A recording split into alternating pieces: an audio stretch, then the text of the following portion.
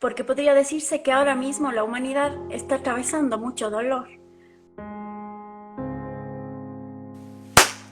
Si bien es verdad que sentir dolor, sentir tristeza es parte de nuestra condición como seres humanos, también debemos de decir que ciertas experiencias van a resultar más significativas que otras y de las cuales puede resultar mucho más difícil salir adelante. Como por ejemplo perder un familiar, terminar una relación de pareja luego de muchos años, perder un trabajo, distanciarme de amistades, perder una mascota, entre otras experiencias.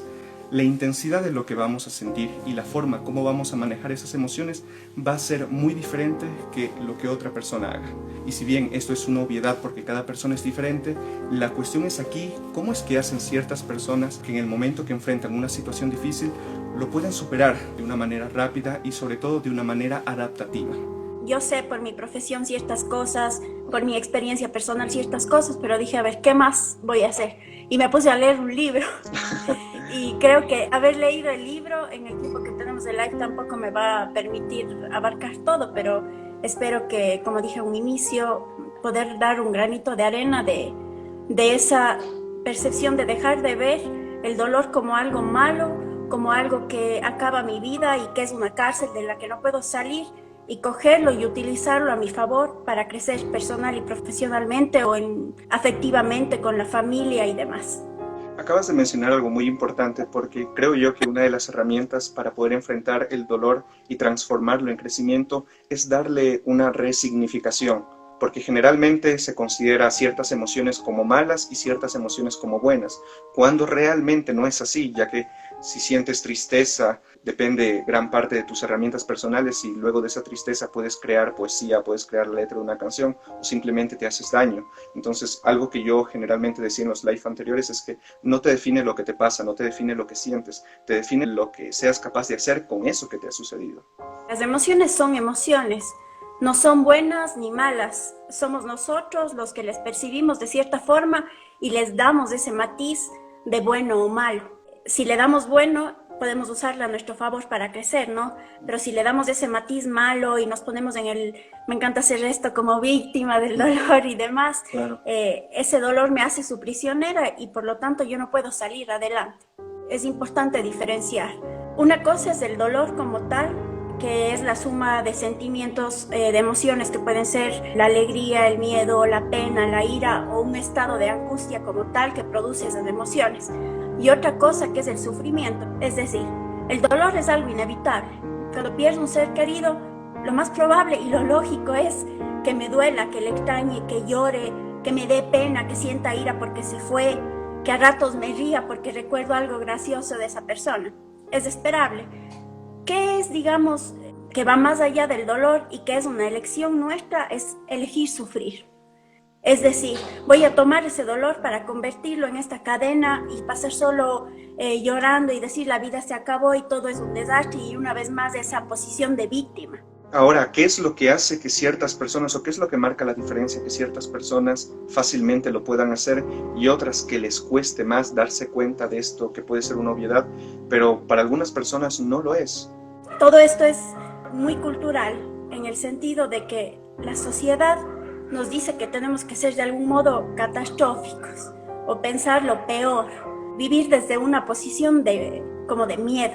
Es interesante una de las cosas que mencionas porque una de las claves para afrontar el dolor y poderlo transformar en crecimiento va a depender del grado de condicionamiento que tengamos socialmente. Lo acabas de mencionar, porque hay personas que no viven su vida en base a sus propias creencias, a sus propios principios, sino al que dirán o a la influencia que tiene la cultura, nuestra historia, sea social, familiar, en nuestra vida. Esa por una parte. Y por otra parte, también el grado de herramientas que hemos tenido frente a una situación de crisis, porque si bien todos podemos experimentar una misma situación, va a marcar la diferencia la cantidad de herramientas que yo tenga que otra persona para enfrentar una situación. Entonces son dos puntos muy importantes que acabas de mencionar, Carita. Somos parte de un sistema social que es grande desde como el mundo hasta nuestro continente, Ecuador, Cuenca, y el sistema más pequeño que es nuestra familia. Así es. En todas esas partes de los sistemas podemos encontrar personas que de algún modo digan cosas que puedan hacer que nos sabotemos a nosotros mismos, pero está en nosotros el trabajar en nosotros para escuchar eso y tomar lo que me vale de eso. Y tomando tus palabras como referencia, algo que me ayudó mucho es también saber lo que estoy buscando. Si una persona tiene claro lo que está buscando en su momento de oscuridad, a pesar de que le tome un tiempo salir de ese momento de oscuridad, sabe por dónde ir. Y si sabe a qué distancia se encuentra esa meta que quiere, pues va a identificar las herramientas y las personas que necesita a su lado para llegar a esa meta. Es verdad que si bien la pandemia nos afecta a todos, hay personas que son mucho más optimistas y proactivos que otros. Y es tan interesante porque si bien hay una variedad de emociones y de personas, de actitudes, depende gran parte de a dónde elijas acercarte, porque eso va a determinar gran parte cómo sientas una situación y cómo avances frente a esa situación. Las personas tienen gran influencia sobre ti y pueden hacer que un vaso de agua sea una tormenta, o que simplemente sea un vaso de agua y que la utilices para saciar tu sed. El dolor, al menos como yo lo veo, es una pregunta que no tiene respuesta, porque no es algo que necesariamente se debe de entender, es algo que se debe de sentir y manejar adecuadamente. Entonces, ¿qué quiero decir con esto? Que el dolor, salir del dolor no es una meta a llegar, sino es un camino a recorrer, donde el tiempo no es el que marca la diferencia, es lo que hagas en ese tiempo lo que va a marcar la diferencia. Especialmente en la actualidad vivimos como huyendo del dolor y se han encontrado muchísimas formas de apaciguar el dolor. Por ejemplo, cuando voy a menstruar, muchas veces ya me anticipo que voy a tener dolores menstruales. ¿Qué hago? Me tomo la ibuprofeno. Tengo depresión, ¿qué hago? Antidepresivos. Me duele tal cosa, voy a tomar esto. Incluso las drogas son formas de apaciguar dolor. Drogas, Cuando en realidad las personas, las relaciones muchas veces no son relaciones como tal, sino hacen que evitemos vivir alguna clase de dolor. Cuando en realidad, para que ese dolor se convierta en crecimiento y nos permita crecer como tal, debe vivirse. ¿Qué quiero decir? Mirarle al dolor a los ojos, como decía este libro que estoy leyendo que me encantó de Pilar Sordo, que decía, el dolor es como un paquete que te llega sin que tú hayas pedido que te llegue, ¿sí? Llega el paquete y es un paquete horrible, o sea, envuelto en un papel feísimo que no te da ganas ni de abrir. ¿Qué tienes que hacer? Abrir. O sea, no coger y ponerle debajo de la grada. Abrir y mirarlo y vivir esas emociones, ya sean de tristeza, de alegría, de pena, de ira, pero vivirlas bien. O sea, y si es que tengo que vomitar, si me duele la cabeza, me da la taquicardia, me voy a desmayar, pues la vivo y la vivo bien. La gente mismo, a veces nuestra sociedad nos estimula o nos motiva a que no está bien sentir el dolor. O sea, si lloras, ¿qué va a decir la gente si estás llorando? Va a decir que yo te he hecho algo. Si lloras es que es debilidad y es mal visto. Si te ríes muy fuerte, también qué ridícula esa gente, cómo se ríe tan fuerte. O sea, a la gente nada le parece y así que haz lo que te dé la gana y punto, sé feliz. Pero a lo que voy es que la gente trata de apaciguar y te dice, ya va a pasar, sí, ya va a pasar, pero eso no sirve de nada. Mejor vive ese dolor y tenlo de frente, porque no se va a quedar toda la vida. Y mientras más pronto te decidas a vivirlo y a darle ese lugar para transitar en este camino, en la vida, en ese momento, lo más probable es que más pronto puedas tú transformarlo en algo que te permita crecer. Tomo varias ideas de lo que acabas de mencionar. La primera es que no hay nada más cambiante que la opinión de las personas. Y algo muy importante que tú has mencionado es que las personas se llegan a confundir y relacionan el dolor físico con el dolor emocional. Y como el dolor físico se resuelve a través de una pastilla, el dolor emocional también se debe de resolver con una pastilla.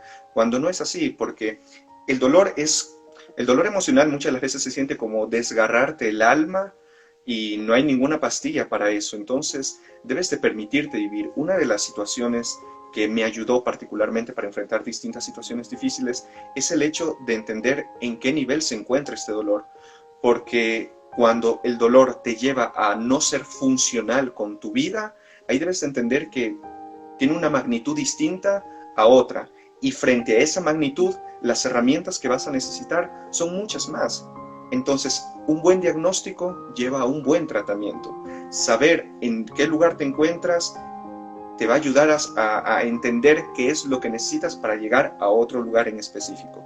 Entonces, saber identificar esto, cómo te sientes, hasta qué grado te afectó esa situación que viviste, pues te va a ayudar a entender cómo sobrellevarlo.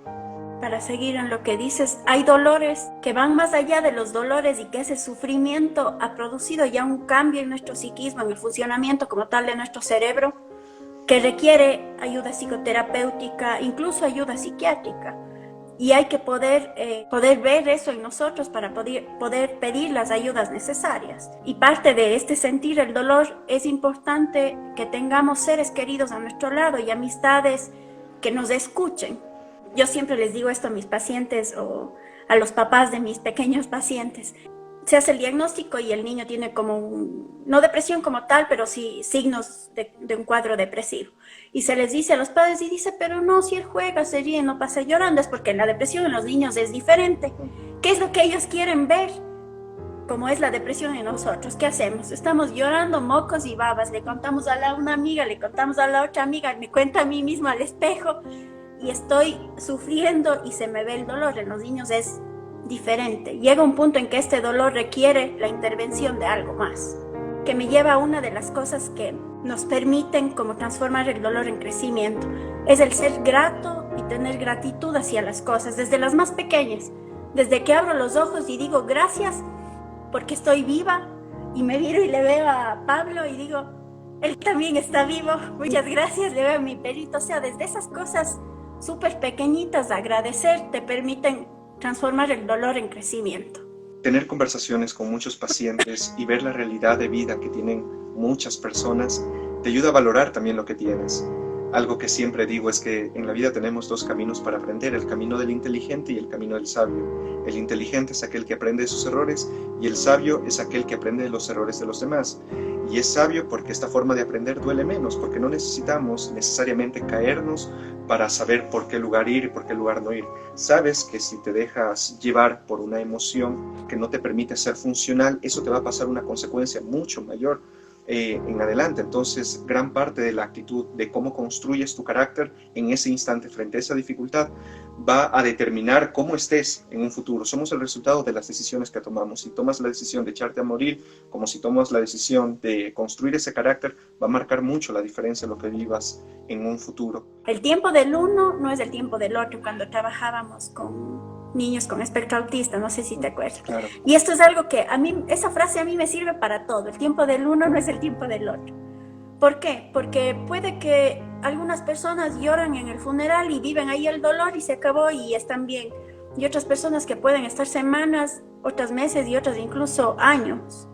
Que eso hablaríamos ya que es un poco patológico y patológico por decir de alguna forma, pero necesita ya una intervención de un tercero. Pero algo que te permite transformar ese dolor en crecimiento, hablando en duelo cuando pierdes a un ser querido así, es que ya has vivido el dolor y luego de eso llega el momento de acordarte de las cosas, como dijimos, lo que nos enseñó o el legado que nos dejó esa persona. Algo particular que a mí me ayudó es identificar que ciertas situaciones de dolor me sobrepasaban.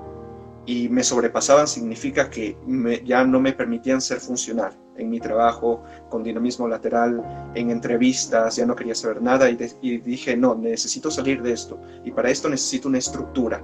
Entonces, tener un horario para despertarme, un horario para ir a un trabajo, luego regresar, eso te ayuda porque también compartes con personas, no te curas solo en un dolor emocional, te curas en compañía, equilibrando tus momentos también de soledad, pero fundamentalmente en compañía, con personas que te logren transmitir, como decías anteriormente, esta actitud de poder seguir caminando hacia adelante.